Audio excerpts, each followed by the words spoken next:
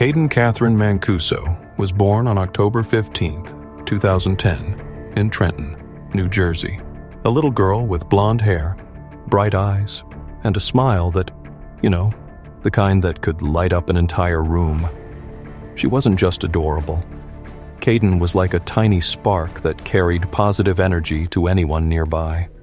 Everyone thinks their child is the most wonderful kid on the planet. But with Kayden, that was actually true. She wasn't only cute, she had this way of making people feel like they mattered. Just a few minutes around Kayden, and you'd understand why everyone wanted to be her best friend. Kayden, look up here. Give me a smile. I might only have one match, but I can make an explosion. Everyone thinks that their kid's the most amazing person on the planet, but this little girl was different. She was special. Everyone wanted to be her best friend.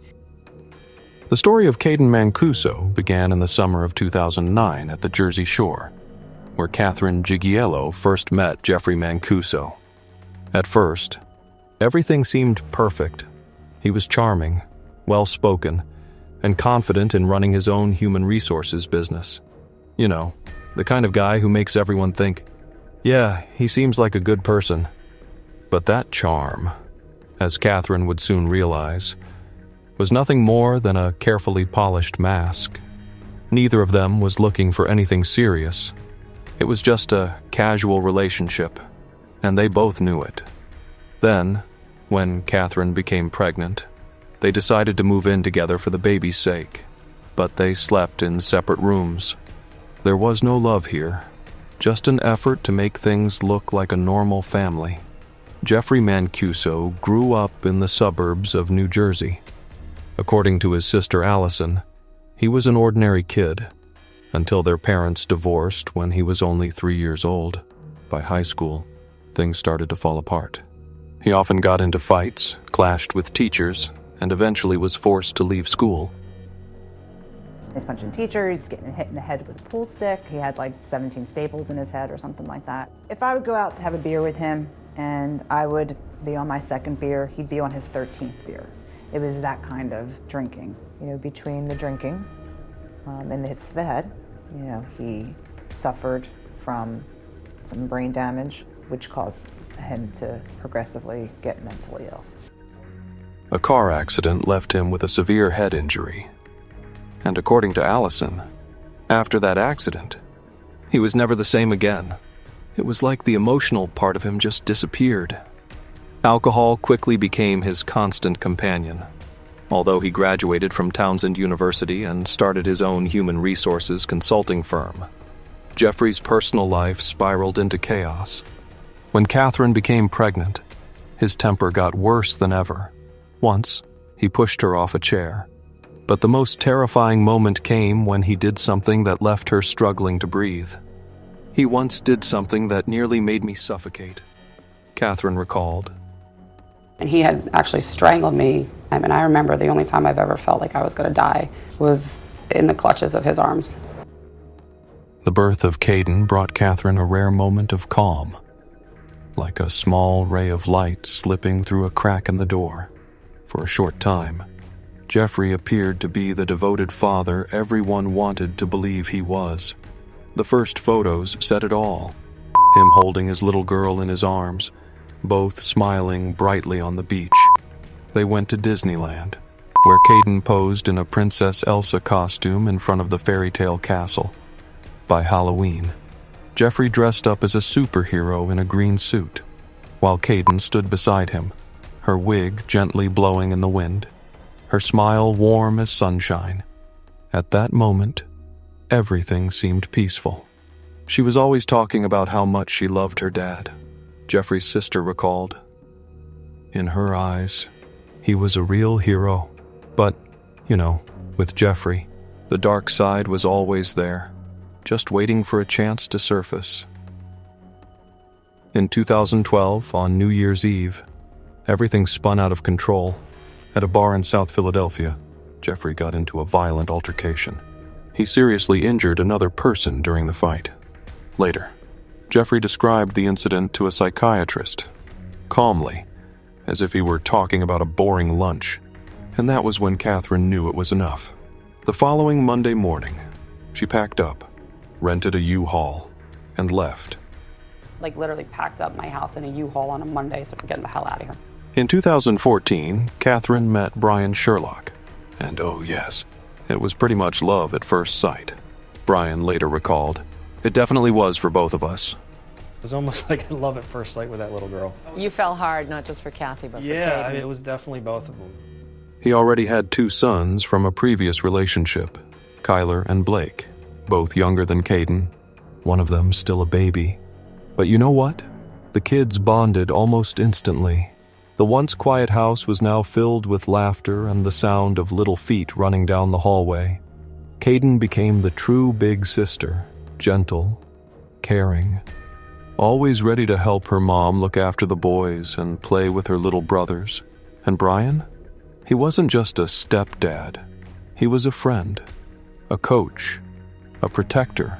They played ball in the yard, tossing it back and forth until someone fell laughing onto the grass. And Brian always said, whether it's softball, basketball, football, or tennis, we never end on a bad throw. We just like to keep that positive feeling for the next day. Honestly, that was the kind of family love Kayden always deserved. Simple, warm, and genuine.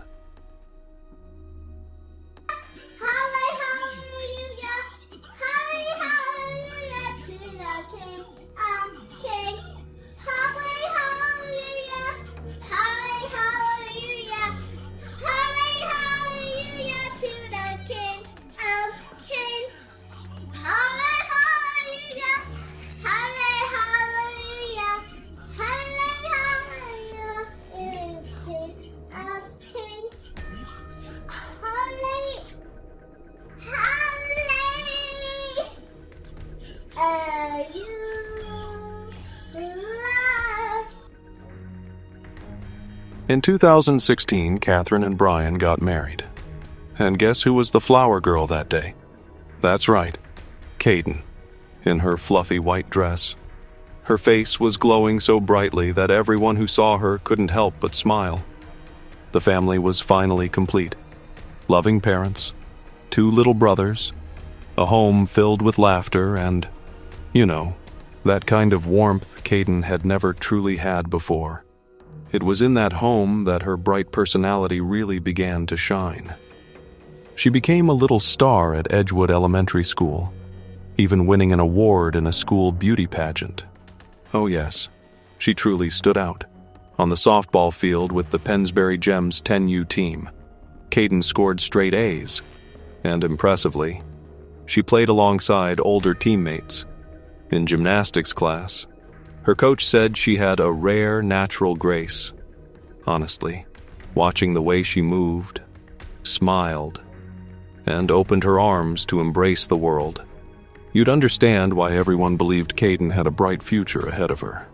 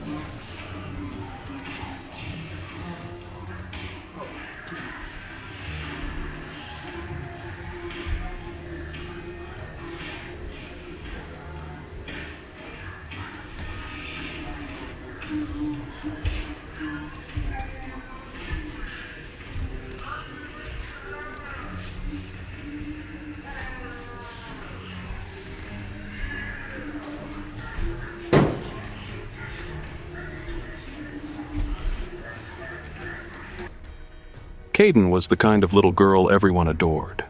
She loved unicorns, mermaids, LOL, surprise dolls, and was a die-hard fan of the Eagles and the Phillies. She liked doing her friends' hair, drawing pictures, and singing. Her favorite song was Fight Song by Rachel Platten. Oh yes, it's hard to believe that later, that very song would reflect her own fight for survival.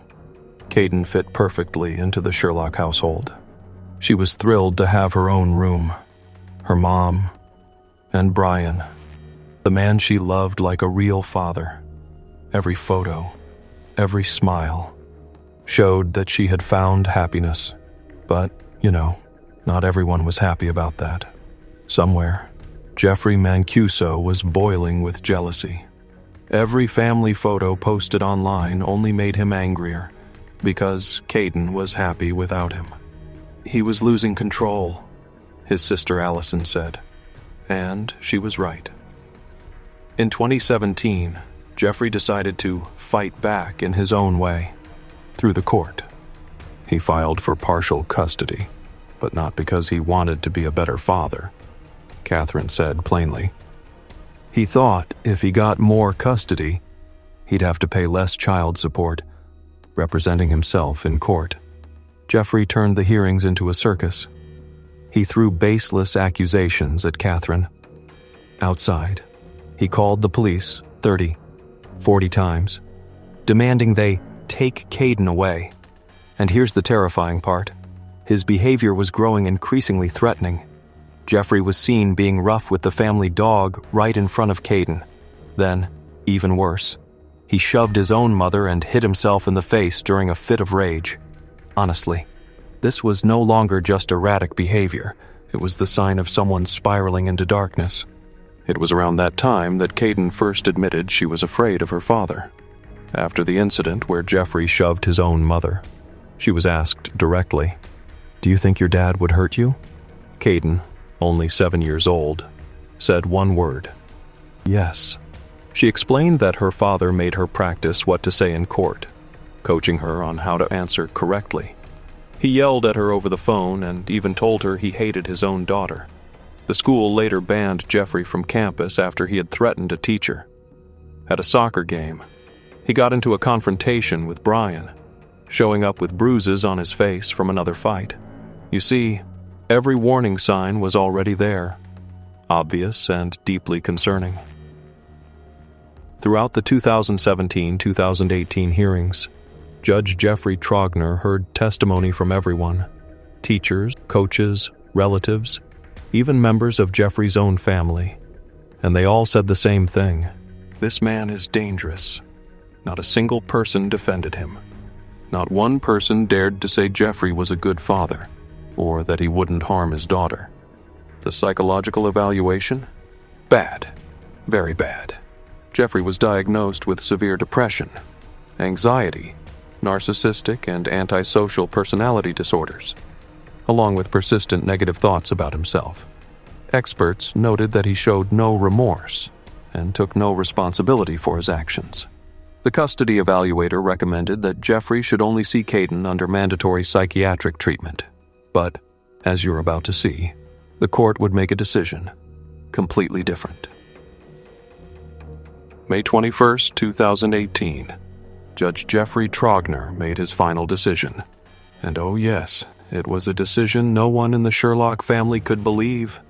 Despite all the warnings, the psychiatric evaluations, and the pleas from teachers and relatives, he still allowed Jeffrey to have unsupervised visits with Kayden every weekend, from Saturday morning until 6:00 p.m. on Sunday. Mental health treatment? Recommended, but not required. The court even went so far as to set up a detailed holiday schedule, dividing who would get Easter, Thanksgiving, and Christmas. Sounds thoughtful, right? But ironically, that schedule would never be used. After months of exhausting court battles, Catherine's family just wanted a bit of light back in their lives. And in the summer of 2018, they decided to get a puppy. His name was Digger.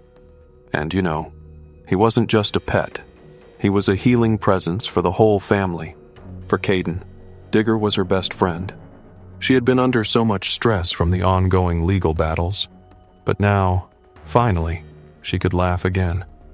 Kayden and Digger were inseparable, together everywhere, in the yard, in her room, even at the breakfast table. For a family that had lived in fear and constant threats from Jeffrey, that tiny creature brought back a peace they hadn't felt in years. August 2nd and 3, 2018. Kayden took a beach trip to Ocean City with her Aunt Allison and her grandmother, the last 2 happy days of her life. Then came a text from Catherine the next morning. They can take Kayden to her father's place for the scheduled weekend. And, no one could have imagined that very weekend would be when everything fell apart. The reaction from 7-year-old Kayden broke her aunt's heart. She whispered, "No, Daddy will be mad." She was afraid that if Jeffrey found out her mom's side of the family had just spent time with her without telling him, he'd get angry. So instead of going straight to Jeffrey's house, they decided to bring her back to her mom. On August 4th, 2018, Brian drove Kayden to the 3-story white house on Wild Street in Manayunk.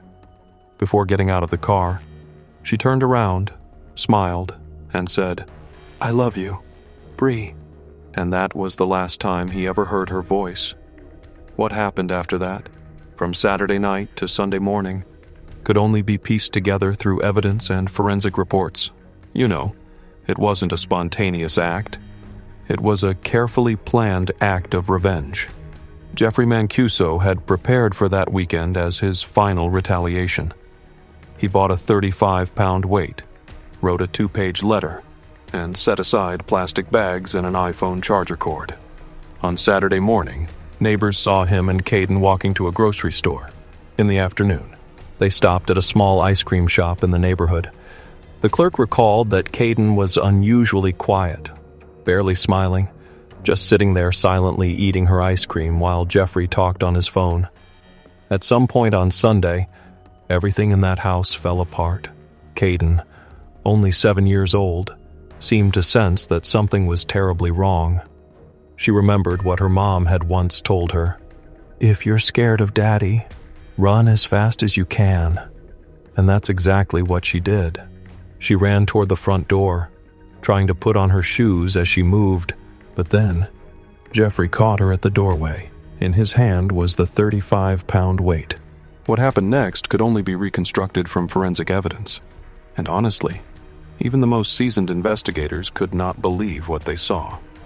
Detectives determined that the little girl had suffered severe injuries in an intentional act before losing her life under tragic circumstances. The evidence collected at the scene showed that the act was premeditated, not impulsive.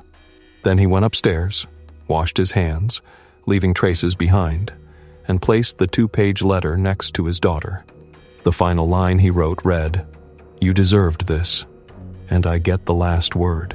It's absurd. Even in his final moments, he still wanted to have the upper hand. After that, Jeffrey ended his own life in the bedroom on Sunday evening. August 5th, Catherine and Brian began to worry. Jeffrey was supposed to bring Kayden back before 6:00 p.m., but there was no sign of them. Maybe, they thought, he was just running late. But by 10:30 that night, they drove to Manayunk. The White House was dark. No lights. No sound. They knocked on the door. No answer. Catherine called the police. An hour and a half passed before an officer arrived. He told them they needed a search warrant. Can you believe that? A child hadn't come home, and the police stood outside waiting for paperwork. Later, a detective confirmed that officers could have entered immediately under an emergency exception. But Brian and Catherine believed him. Why wouldn't they? Right? They were just 2 desperate parents, trusting that the law would protect their child. They went back home, stayed up all night, unable to sleep. The next morning, August 6th, around 10:50 a.m., Brian returned with Kayden's grandfather. The back door was unlocked. He opened it and stepped inside first. I turned left. She was just laying there. Little girl. I knew she was dead. I mean, I need to do this to your own 7-year-old. What stays with me is what her last moments were, and I wish she rot in hell. 7-year-old Kaden Mancuso was found lying on the floor, just a few steps from the front door. She was still wearing her sneakers, discovered near the entryway alongside the 2-page letter her father had left behind. On the second floor, Kaden's grandfather found that Jeffrey had taken his own life. Downstairs, Brian collapsed to his knees, his head bowed in despair. The grandfather stayed at the scene, standing silently, just hoping the authorities would treat his granddaughter's remains with absolute respect. Truly, no one could stand there without crying. Meanwhile, at home, Catherine had to do the most painful thing a mother could ever do: explain to her 2 little boys, Kyler and Blake, that their sister was never coming back. They were too young to understand. They just looked at their mom and asked, "Where did she go, Mommy?"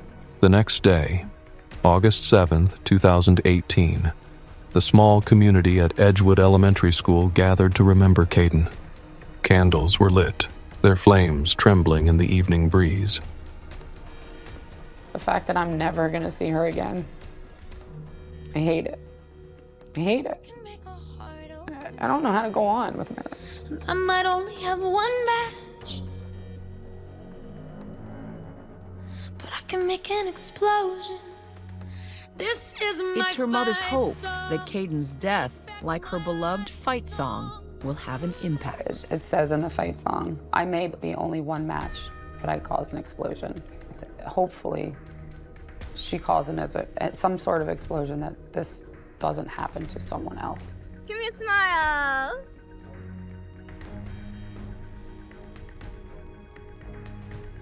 August 11th, 2018. Inside St. John the Evangelist Church, the silence was so deep you could hear people breathing. More than 200 people came to say goodbye to 7-year-old Kayden Mancuso, a little girl whose life was cut short by the hands of her own father. Going on Action News tonight is the unfolding investigation into an apparent murder-suicide. It was a gut-wrenching outpouring of grief tonight. Kayden's death rocked the community, with family and friends asking why the judge allowed Jeffrey unsupervised visits, despite his criminal past and mental instability. I feel in this case, it would have just taken one person to listen to me. One person to do something. The memorial service for the little girl was quiet and solemn. She looked like an angel peacefully asleep. Kaden wore her cousin's white communion dress, because the dress she had once worn as the flower girl at her mother's wedding was now too small. You know, no one could look at that scene without choking up. After the service, the small casket was taken to All Saints Cemetery, where Kaden was laid to rest beneath the trees casting shadows across the graves. 2 months later, on October 15th, what should have been Kaden's 8th birthday, there were no cakes or balloons. Instead, crowds stood outside the courthouse wearing teal shirts and holding banners with unicorns, the little creature Kaden had once loved. It's painfully ironic that the whole world had to speak up for justice for a child the system was supposed to protect. An online petition calling for the removal of Judge Trauger quickly gained popularity, with over 40,000 signatures. And yet, Frank Cervone of Support Center for Child Advocates says family court is fraught with contentious claims, and judges are often confined by the law. It's not uncommon for a parent with a criminal history, including crimes of violence, to be awarded unsupervised custody. When you think of the numbers of persons in this country who have criminal records, including for violent behavior, we would have lots more kids in foster care and lots more kids not seeing their parent. But justice never came. Judge Trauger kept his job. The governor's investigation concluded there was no wrongdoing. The civil lawsuit was dismissed because of judicial immunity. Still, Catherine Sherlock, the mother who lost her child, did not fall apart. Well, maybe anyone else would have, but not her. She turned her pain into strength, into a voice. She traveled across the country, telling Kaden's story, working with lawmakers, fighting so that no other child would have to suffer the same fate. And then, on March 16th, 2022, inside the East Room of the White House, President Joe Biden signed the reauthorization of the Violence Against Women Act, which included provisions named after Kayden, Kayden's Law. A photo taken right after the ceremony shows President Biden hugging Catherine, the mother who had lost everything, now standing there, not as a victim, but as someone who changed the law to save other children. And you know, sometimes justice doesn't come from a courtroom. It comes from a mother who refuses to let her pain be meaningless. Angelina Jolie was also present at that ceremony. And, you know, even someone as strong as her couldn't hold back tears when speaking about the children left behind in the cycle of violence. She shared that. Standing here at the center of our nation's power, I can think only of everyone who's been made to feel powerless by their abusers, by a system that failed to protect them. Parents whose children have been murdered by an abusive partner, women who suffered domestic violence yet are not believed, children who've suffered life-altering trauma and post-traumatic stress at the hands of people closest to them. That's why passing this law is one of the most important votes U.S. senators will cast this year. The ugly truth is that violence in homes is normalized in our country. Try to stay calm when you're witnessing someone you love being harmed.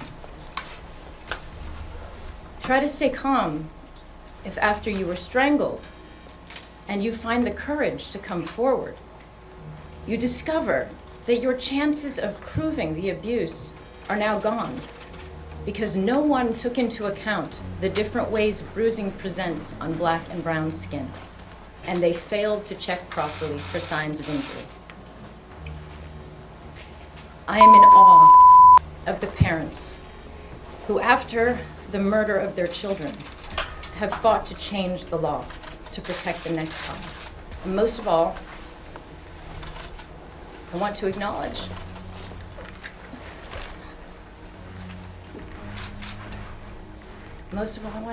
the children who are terrified and suffering at this moment, and the many people for whom this legislation comes too late.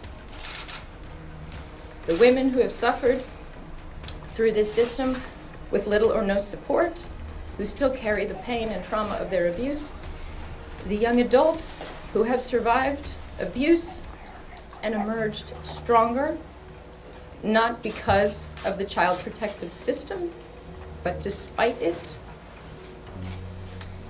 and the women and children who have died, who could have been saved. Kayden's Law, passed as part of the Violence Against Women Act, has now become a new shield protecting vulnerable children.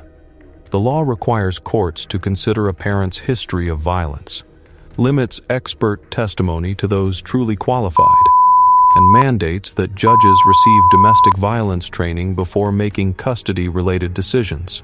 Honestly, it's a late victory, but still a victory, because if a single child can be saved by this law, then Catherine's pain and Kayden's story were not in vain.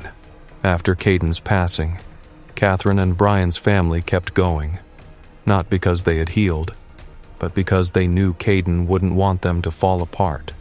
Their lives entered a new chapter with the birth of 2 more children, a boy and a girl. And you know, even though the house is filled with laughter again, there will always be a quiet corner that belongs only to Kayden. Digger, the little dog who had once been her best friend, lived with them until 2024. He wasn't just a pet.